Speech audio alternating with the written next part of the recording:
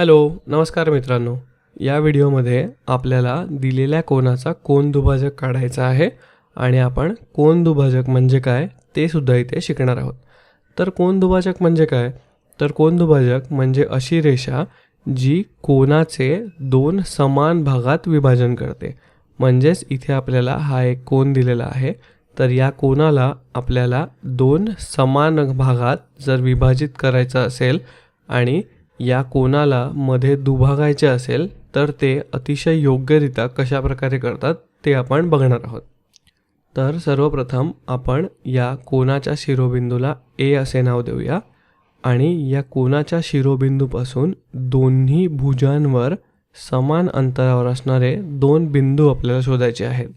यासाठी आपण कंपासचा वापर करूया. तुम्ही सुद्धा माझ्यासोबत प्रयोग करून बघा आणि तुमच्या वहीमध्ये अशा प्रकारे कोन दुभाजक काढून बघा. चला आपण सुरुवात करूया. तर आपण सगळ्यात पहिले कंपासमध्ये एक सोयीस्कर अंतर घेऊन त्याचे टोक या कोनाच्या शिरोबिंदूवर ठेवायचे आहे आणि कोनाच्या दोन्ही भुजांना छेदणारे असे एक संपूर्ण वर्तुळ आपल्याला काढून घ्यायचे आहे. ते म्हणजे अशा प्रकारे. तर बघा, ज्या ठिकाणी हे वर्तुळ या दोन भुजांना छेदत आहे त्या ठिकाणी सुद्धा आपण दोन बिंदू घेऊया आणि त्या दोन बिंदूंना बी आणि सी अशी नावं देऊया.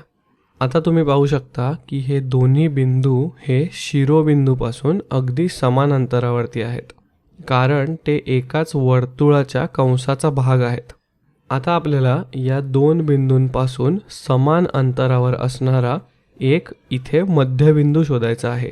ही पद्धत म्हणजे आपण रेषाखंडाचा लंबदुभाजक काढताना वापरलेल्या पद्धतीसारखीच आहे.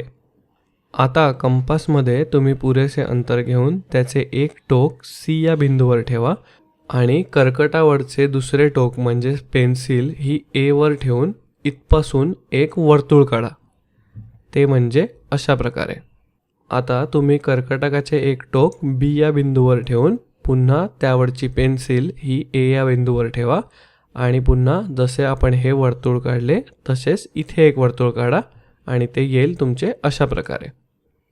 तर बघा, आपल्याला बी आणि सी मधून काढलेल्या अशा प्रकारच्या वर्तुळांपासून एक छेदनबिंदू येथे मिळालेला आहे आणि आपण त्याला अशा प्रकारे डी हे नाव देऊया. तर आता या कोनाचा शिरोबिंदू ए आणि हा नवीन छेदनबिंदू डी यांना जोडणारा आपल्याला एक किरण काढायचा आहे आणि हा किरण आपल्या या कोनाचा कोन दुभाजक आहे. आणि अशा प्रकारे आपल्या या कोनाचे दोन भाग झालेले आहेत आणि आपल्याला कोन दुभाजक मिळालेला आहे.